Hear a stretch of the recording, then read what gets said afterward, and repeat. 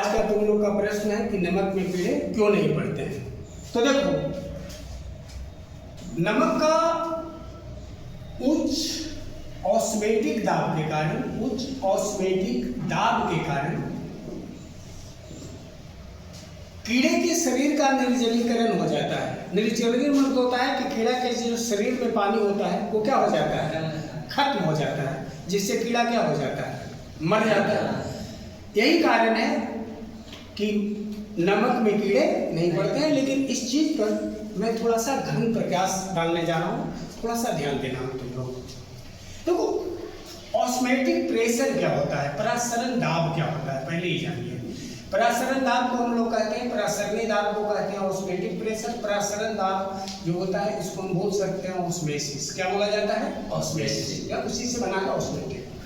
परासरण दाब का मतलब होता है कि जब शुद्ध विलायक का संचरण तनु विलयन से सांद्र विलयन की ओर होने लगता है तो ऐसे संचरण को हम लोग क्या कहते हैं, परासरण कहते हैं। एवं इससे उच्चतम दाब को हम लोग क्या कहते हैं, परासरण दाब कहते हैं। तो परासरण दाब के चलते तो जैसे तनु विलयन का किधर हो रहा है संचरण, सांद्र मतलब पानी की ओर हो रहा है।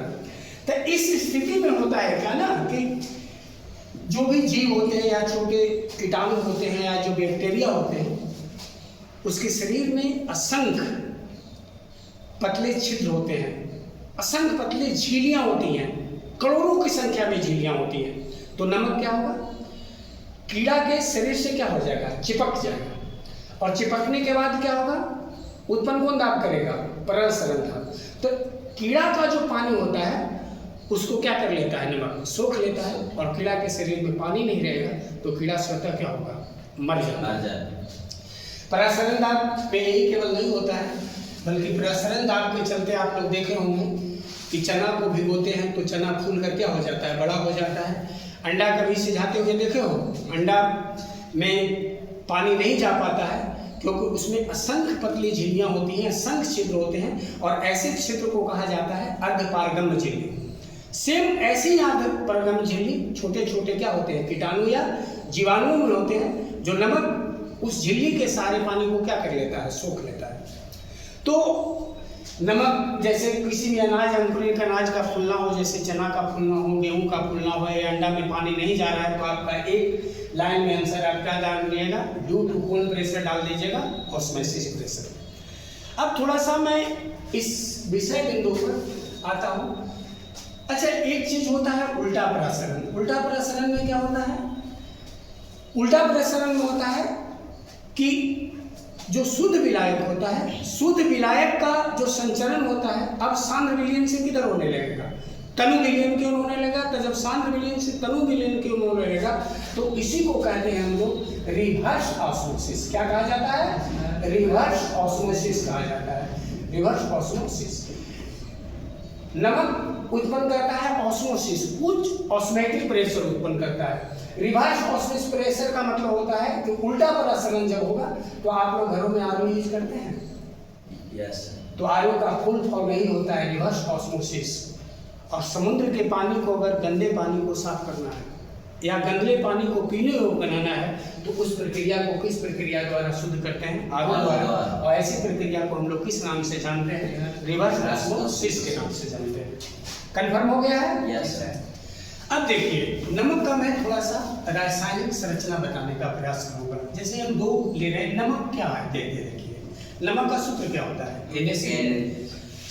सोडियम और कैल्शियम दोनों ही जहरीला होता है।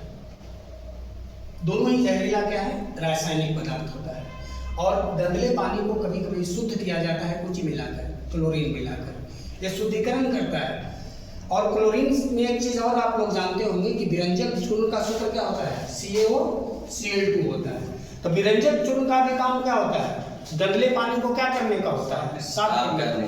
क्लोरीन फूलों का रंग तक उड़ा देता है। अगर कोई बोले कि फूलों के विरंजक में किस चीज का प्रयोग किया जाता है तो किसका प्रयोग किया जाता है, क्लोरीन का। तो नमक का एक स्ट्रक्चर में बताने जा रहा हूँ। नमक का एक छोटा सा सूत्र में बनाने जा रहा हूँ, NaOH में दे रहा हूँ और HCl दे रहा हूँ। दोनों को अगर हम रिएक्शन करा देंगे तो बनेगा ठीक से समझना बच्चों। NaCl प्लस देखो H2O बाहर निकल रहा है, निकल रहा है। H2O का मतलब क्या हो रहा है? जल। NaCl का मतलब क्या हो गया? नमक। NaOH क्या है? क्षार है। HCl क्या है? अम्ल है। तो नमक में दोनों प्रवृत्ति होती है। नमक में अम्लीय प्रवृत्ति भी होती है और नमक में क्या प्रवृत्ति होती है? क्षारीय प्रवृत्ति होती है। और अम्ल और क्षार दोनों की प्रवृत्ति होती है कि दोनों में जो कीटाणु होते हैं या जीवाणु होते हैं, इन दोनों में विकसित नहीं हो पाते हैं। वो अपने जो संतान होगा, अपनी पीढ़ी होगा, उसको डेवलप नहीं कर पाएगा और दोनों ही अम्ल और क्षारीय जहां हो जाएगा वहां भी कीड़ा क्या हो जाता है? मर जाता है। तो पहला कारण उच्च ऑस्मोसिस। दूसरा कारण भी मैं बता रहा हूँ, क्योंकि नमक किसका विलयन होता है? क्षार और किसका? अम्ल का। और क्षार अम्ल मिलकर जो नमक बना गया, नमक बाबू एक प्रकार का क्या होता है? लवण होता है। क्योंकि आप जानते हैं कि क्षार और अम्ल मिलकर किसका निर्माण करते हैं? लवण का निर्माण कर देते हैं। समुद्र के पानी में नमक अधिक है, समुद्र के पानी में भी कीड़ा नहीं पड़ेगा। समुद्र का पानी जो शुद्ध पानी होता है उसका पीएच मान होता है, आप लोग जानते हैं, जो बिल्कुल शुद्ध पानी होता है 7 होता है। लवण एक प्रकार का उदासीन होता है। मैं तुरंत चर्चा करने जा रहा हूँ पीएच वैल्यू पर, पहले इसको समझ लीजिए। समुद्र के पानी का पीएच मान अगर आपसे कोई पूछे तो उसका 7 नहीं होता है। समुद्र का पानी उदासीन नहीं होता है। समुद्र का पानी क्या होता है? क्षारीय होता है। और समुद्र के पानी का जो मान होता है, पीएच मान होता है, कितने के बराबर होता है? 8.4 के बराबर। जबकि शुद्ध जल का पीएच मान कितने के बराबर होता है? 7 के बराबर उदासीन होता है। तो समुद्र में भी कौन पद हो गया? क्षारीय होता है। तो अम्लीयता या क्षारीय दोनों ही कीड़ा के लिए हानिकारक है, जहर का काम करता है। यहाँ भी सोडियम जहरीला है, क्लोरीन क्या है? जहरीला है। यहाँ भी कारण बोल दिया जा सकता है कि यही कारण है कि नमक में क्या नहीं पड़ते? कीड़े नहीं पड़ते। कंफर्म हो गया? अब देखो नमक का एक गुण और मैं आप लोगों को बता रहा हूँ।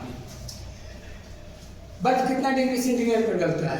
0 पर। ठीक है। गलनांक कितना डिग्री है? 0 सेंटीग्रेड। अगर हम बर्फ में नमक को मिला देते हैं तो बर्फ का हिमांक घट जाएगा। हिमांक का मतलब वो आ जाएगा माइनस कितना डिग्री सेंटीग्रेड पर? 20 सेंटीग्रेड पर। और कीटाणु जो कीड़े होते हैं वो कम तापमान पर विकसित नहीं हो पाते हैं, कम तापमान पर वो जिंदा नहीं रह सकते हैं। तो नमक के कारण टेम्परेचर जो मैं बोल रहा हूँ कितना डिग्री सेंटीग्रेड बोल रहा हूँ? -20 सेंटीग्रेड हो जाता है। इसके कारण भी वहाँ कीटाणु अपना विकास नहीं कर पाता है, अपनी संतानों को परिवर्तित नहीं कर पाएगा। यहाँ भी हम कारण बोल सकते हैं कि यह भी कारण एक हो सकता है कि नमक में क्या नहीं पड़ते हैं? कीड़े नहीं पड़ते हैं। हो गया है। जैसे आप लाश उसको देखे होंगे, बहुत दूर का लाश है तो उसको लाता है लोग कोची में करके बर्फ, लेकिन उस बर्फ में जानते हो नमक मिला दिया जाता है। ऐसे जो लाश होता है 1-2 दिन के बाद उसमें कीड़े पड़ जाते हैं, लेकिन जैसे ही नमक मिला दिया जाता है तो उसका टेम्परेचर कितना डिग्री हो जाता है? -20 डिग्री सेंटीग्रेड हो जाता है। और -20 सेंटीग्रेड पर जो बैक्टीरिया होता है वो डेवलप नहीं कर पाता है, बैक्टीरिया विकास ही नहीं कर पाएगा। तो वह भी एक कारण होता है कि नमक में कीड़ा नहीं पड़ता है। कंफर्म हो रहा है? यस। पीएच मान जो होता है वो क्षारीय समुद्र का जल का कितना होता है? 8.4। पीएच मान का खोज किसने किया था? सेवेंसन ने। पीएच मान का फुल फॉर्म क्या होता है? पावर ऑफ हाइड्रोजन या पोटेंशियल ऑफ हाइड्रोजन। कभी हम क्लास में जैसे आईआईटी के बच्चों के लिए होता है कि पीएच मान से कैसे ज्ञात किया जा सकता है, तो मैं विषय से विषयांतर नहीं होता हूँ। कभी मैं क्लास में पीएच को बहुत डीपली पढ़ा दूंगा। पीएच मान अगर निकालना होता है तो पीएच मान का मतलब होता है माइनस लॉग कितना प्लस? H+।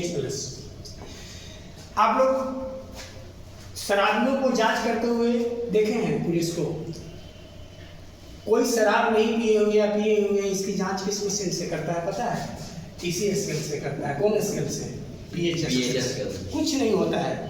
पीएच स्केल का काम है किसी चीज की अम्लीयता या क्षारीयता को क्या कर लेना? जांच लेना, उसका मापदंड कर लेना। तो कोई व्यक्ति पिए हुए या नहीं पिए है, उसकी अम्लीयता या क्षारीयता के उसमें कितना है उसके आधार पर पता लगा लेगा कि अमुक आदमी शराब पिया है कि नहीं पिया है। तो याद रखिएगा कि अगर कोई आपसे सवाल पूछ सकता है कैसा शराब पिए हुए व्यक्ति की जांच कैसे किया जाता है, तो मैं बोल सकता हूँ कि उसके पास एक मशीन होता है जिसका नाम है कौन चीज? पीएच के क्षमता और क्षारीयता के आधार पर उसकी क्या कर लेता है? जांच कर लेता है। कंफर्म हो गया है? अब देखो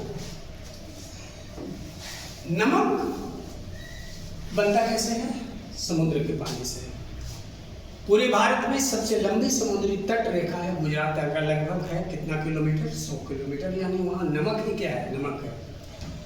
अब नमक का मैं व्यवहारिक कुछ चर्चा करना चाहता हूँ। नमक से एक शब्द बना है, एक नमक हराम और दूसरा नमक हलाल। ऐसे भी देखना, कोई बोलता है कि नमक की लाज रखना, बोलता है हमारा यहाँ नमक खाया है तो ये नमक के गुण गाना, बोलता है। तो सोच सकते हो कि गुजरात में इसी नमक के लिए गांधी ने तभी आंदोलन छेड़ा था। उस आंदोलन को नाम पड़ा था सबने अभंग्या आंदोलन या डांडी मार्च या नमक आंदोलन पड़ा था। उसमें कई लोग शहीद हुए थे। तो यह मान लिया जाए कि नमक खाते हैं तो हमारा खून भी जाकर खून से मिलता है, उन शहीदों के खून से जाकर मिलता है जो कभी इस नमक के लिए क्या किए थे? बलिदान किए थे, तो उससे भी मिलता है। ऐसे भी नमक को कोई चुराता होता नहीं, ठीक है? नमक को चुराया नहीं जाता है। तो नमक को चुराया इसलिए नहीं जाता है कि नमक का कुछ सामाजिक आदमी महत्व डाल दिया है। ऐसे भी जो लोग नमक की तरह कठोर बात करते हैं, माता पिता और गुरु, तो नमक की तरह कठोर बात करने वाले माता पिता और गुरु का कभी बुरा नहीं मानना चाहिए, क्योंकि आपके वो सच्चे हितैषी होते हैं। आपके सच्चे क्या होते हैं? शुभचिंतक होते हैं। लेकिन मिठाई की तरह जो चिकनी चुपड़ी बात करने वाले, मीठी मीठी बात करने वाले लोग होते हैं, वैसे लोग अक्सर चापलूस होते हैं या बहुत बड़ा हरामखोर होते हैं। वो अपने कोई स्वार्थ की पूर्ति करना चाहते हैं आपसे। तो ऐसी बातों से हमेशा डरना चाहिए, क्योंकि दुनिया गवाह है इस बात का कि नमक में कभी कीड़े नहीं पड़ते हैं, जबकि मिठाई में अक्सर क्या पड़ जाते हैं? कीड़े पड़ जाते हैं। इसीलिए प्यार से डरो, किसी के थप्पड़ से कभी मत डरना। आगे की क्लास में मैं आगे की चर्चा करूँगा।